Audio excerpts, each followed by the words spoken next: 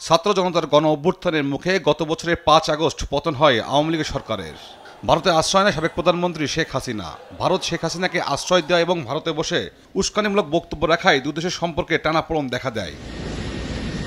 সম্পর্কে টানাপোড়েনের মধ্যে থাইল্যান্ডের রাজধানী ব্যাংককে শুরু হয় বিমস্টেক সম্মেলন। এই সম্মেলনকে ছাপিয়ে আলোচনায় ছিল ডক্টর মোহাম্মদ ইউনূসের সঙ্গে নরেন্দ্র মোদীর বৈঠক। শুক্রবার সম্মেলনের ফাঁকে প্রথমবারের মতো দ্বিপক্ষীয় বৈঠক করেন দুই দেশের সরকার প্রধান।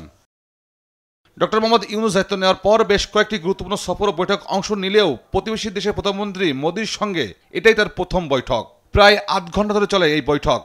যদিও বৃহস্পতিবার সন্ধ্যায় সম্মেলনে নৈশভোজে দুই নেতার সাক্ষাৎ ও কুশল বিনিময় হয়। দুই দেশের সরকার প্রধানের এই বৈঠককে ফলপ্রসূ হিসেবে দেখছেন সাবেক কূটনীতিকরা। তারা বলছেন এর মাধ্যমে পারস্পরিক সম্পর্ক নতুন করে জোরদার হবে। প্রফেসর ইউনূসের সঙ্গে প্রাইম মিনিস্টার নরেন্দ্র মোদী, ইন্ডিয়ার প্রাইম মিনিস্টার, এটা বাই ইটসেলফ এটা হচ্ছে একটা সাকসেস। কারণ আমরা ঠিক বুঝতে পারছিলাম না, ইন্ডিয়ার কাছ থেকে খুব রেসপন্ড পাচ্ছিলাম না। প্রফেসর ইউনূস তো অনেক আগের থেকে বলছে যে সে দেখা করছে। ইভেন সে প্রাইম মিনিস্টার মোদীকে ডেকেছিল, তুমি এসে দেখে যাও এখানে কিভাবে ছাত্র আর জনতার যে আপরাইজিংটা হয়েছিল এবং গ্রাফিক যে ওয়ালে সব।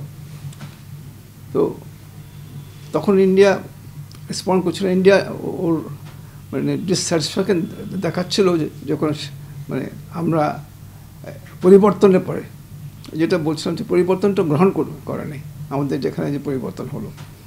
আমার মনে হয় এই মিটিংয়ের মাধ্যমে অ্যাটলিস্ট যে প্রক্রিয়াটা যে আরম্ভ হলো, যে কথাবার্তাগুলো আরম্ভ হলো, that it self is positive. সেটাকেই আমি সেভাবে দেখছি। যেটা মনে হচ্ছিল, মানে দেখেন, এটা কিন্তু আনস্কেজুল মিটিং। গত রাত পর্যন্ত আমরা জানতাম যে মিটিং হচ্ছে না, এজেন্ডায় ছিল না, কিন্তু হঠাৎ করে যে মিটিং হলো সেটাই তো একটা পজিটিভ জায়গা না? সেটাকে এইভাবেই আমার মনে হয় দেখা দরকার। আমাদেরকে মাথায় রাখতে হবে যে দেখেন, আমরা ওই কথাটা বারবারই বলি যে দুটো প্রতিবেশী দেশের মধ্যে একটা এ ধরনের শীতল সম্পর্ক থাকতে পারে না। সরকারের সঙ্গে নয়, বরং প্রতিবেশী দুই দেশের সম্পর্ক রাষ্ট্রকেন্দ্রিক হওয়া উচিত জানিয়ে বিশেষজ্ঞরা বলেন নরেন্দ্র মোদীর সঙ্গে বৈঠকে বাংলাদেশের জন্য সাফল্য বয়ে আনবে। এত বড় একটা অভ্যুত্থান হলো, that itself is testament to the fact that এগুলো বাংলাদেশের জনগণ স্বীকার করে নেয়নি, মেনে নেয়নি। এটা তো ভারতের জন্য একটা ওয়েক আপ কল হওয়া দরকার। এবং এটা কখনোই আপনি সরকার কেন্দ্রিক সম্পর্ক করতে পারেন না, আর সবসময় এটা রাষ্ট্রকেন্দ্রিক হতে হয়। এবং আমার মনে হয় ধরেন ভারতে কি সরকার পরিবর্তন হয় না? আমরা তো সবগুলোকে মেনে নিই। ভারতেরও সেই জিনিসটা বাংলাদেশের ব্যাপারে মেনে নেওয়া দরকার এবং বাংলাদেশের জনগণের ইচ্ছা অনিচ্ছাকে সম্মান করা প্রয়োজন। আমাদের নতুনভাবে চিন্তা করতে হবে। নতুনভাবে চিন্তা হচ্ছে যে বাংলাদেশ সরকার আসবে যাবে, কিন্তু রাষ্ট্র হচ্ছে সবচেয়ে গুরুত্ব। তো আমরা কোন সরকার চলে গেছে এটা নিয়ে কান্নাকাটি না করে, আর আমাদের নেবারদের উচিত না এটা সত্যিকার কোনো গণতান্ত্রিক দেশে অন্য দেশের কী পরিবর্তন হয়েছে এটা নিয়ে মাথা খাওয়া হবে না।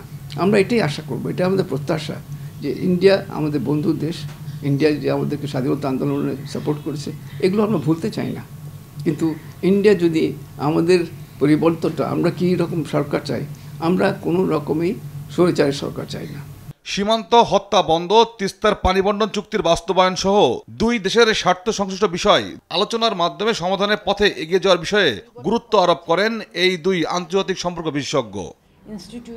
তৌফিক মাহমুদ মুন্না, দেশ টিভি, ঢাকা।